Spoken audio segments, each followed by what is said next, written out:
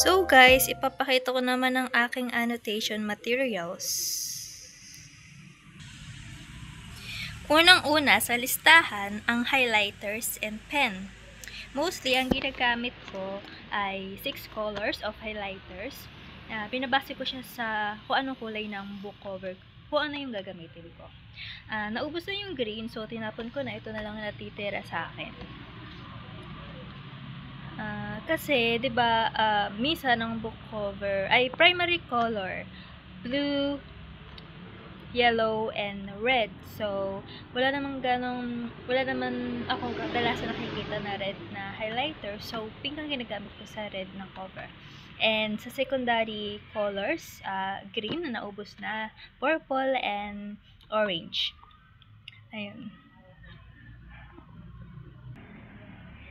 Second, sa listahan, ang sticky tabs. Ito na lang natitira ko sa sticky tabs. Ito yung favorite color na ginagamit ko sa libro ko. Ito naman ang pinaka-favorite ko sa lahat ng annotation materials ko, ang emoji stickers. Parang mailagay ko kung ano yung emotion na sana babasa ko or kung ano yung nararamdaman ko habang binabasa ko siya.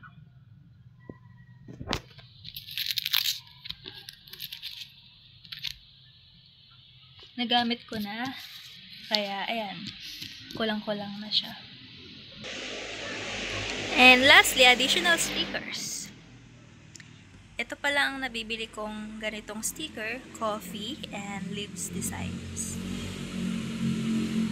Ito, perfect siya sa fantasy, sa mga fairy tales. Dito ko nilalagay ang annotation materials ko. Dito yung mga hindi ko pa gustong gamitin.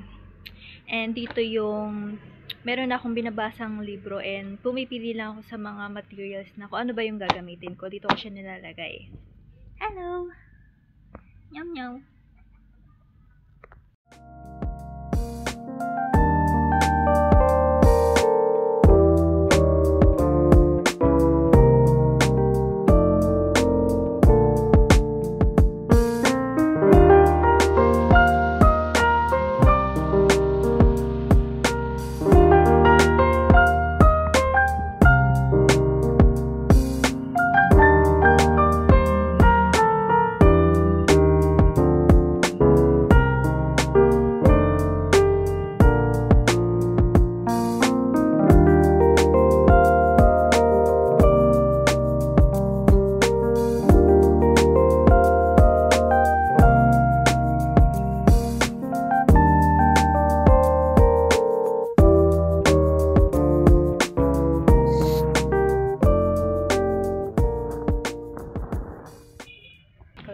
So, ni-recycle ko siya. Dito ko nang lalagay yung mga gamit ko, mga apupot ko, mga maliliit. And, kasi ang ganda niya eh. Ganda ng packaging. Pwede mo siya isara. Ayan, ilalak mo siya. Nilalagay ko dito ito kasi hindi ko sure kung ano yung design na magagamit ko sa current book na binabasa ko. Kaya, ayun. Nilagay ko na lang siya lahat dito. And, ito, marami kasi to. 12 pieces to. And, 3 yung design sa isang pack. Kaya itong dalawa na to, ito pala isa. Tinatabi ko muna siya sa green pencil case ko.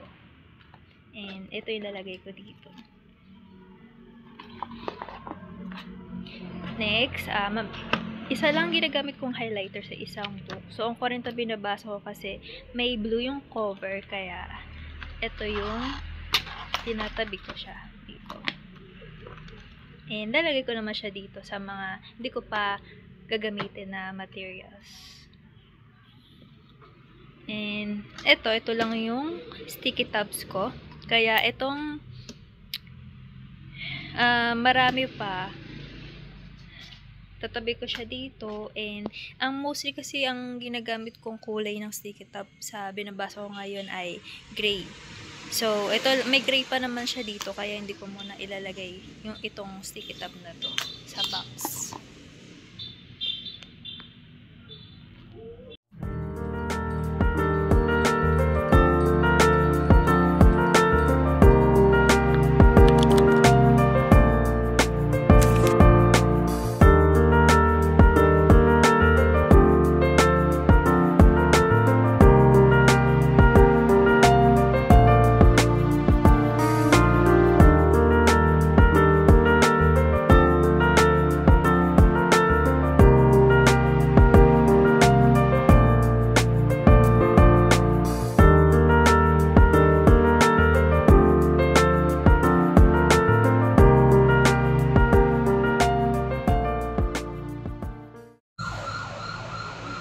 I'm currently reading Letters of Enchantment Duology.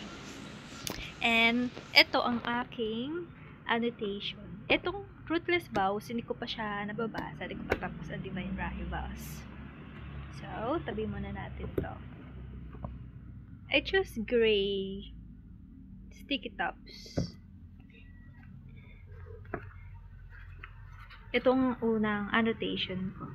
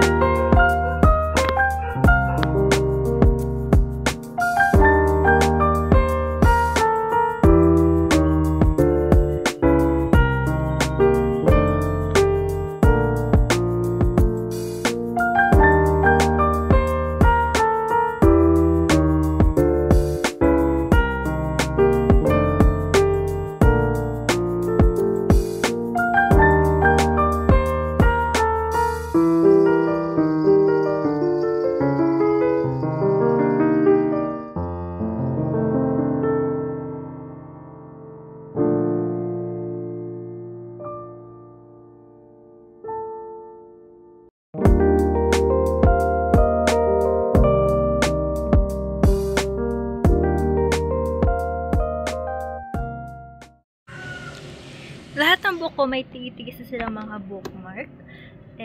Yan, nilalagay ko yung title, author, yung rating na binigay ko, yung genre, and yung reviews mismo. Saka kung kailan ko siya binasa, yung duration of reading.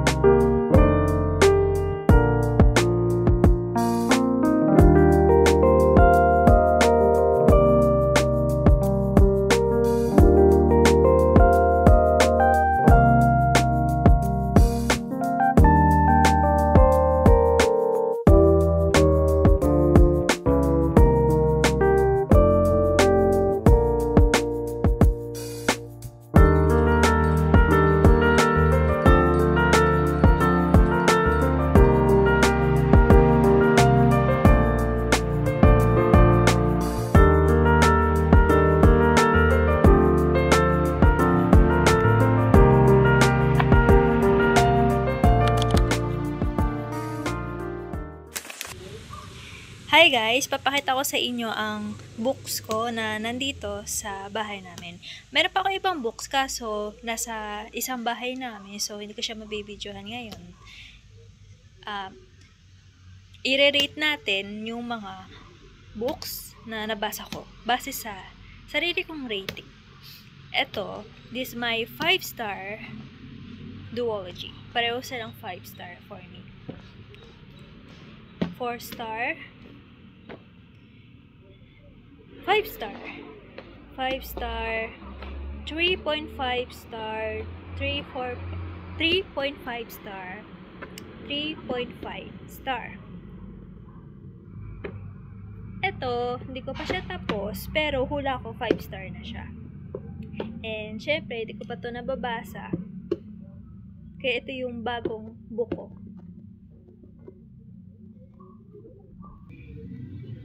Thriller section naman.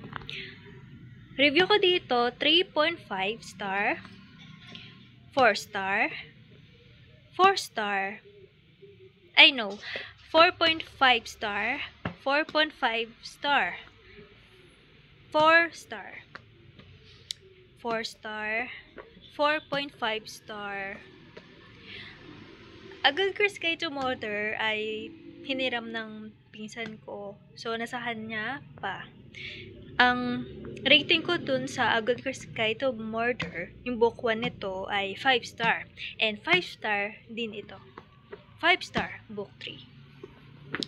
4 star, 5 star, and hindi ko pa siya nababasa, bago ko pa lang tong book. Dito naman tayo sa random genre, Sci-Fi, Project Hail Mary by Andy Weir, 5 star. The Seven Husbands of Evelyn Hugo, historical fiction and literary fiction, 4.5 star. Historical fiction, the book is 5 star. Surrounded by idiots. Surrounded by idiots and 30 Days to Better English, 5 star. Okay, so classic naman. A Tale of Two Cities, 5 star. Jane Eyre, my favorite, 5 star. Frankenstein, 4 star. Dracula, 3.5 star.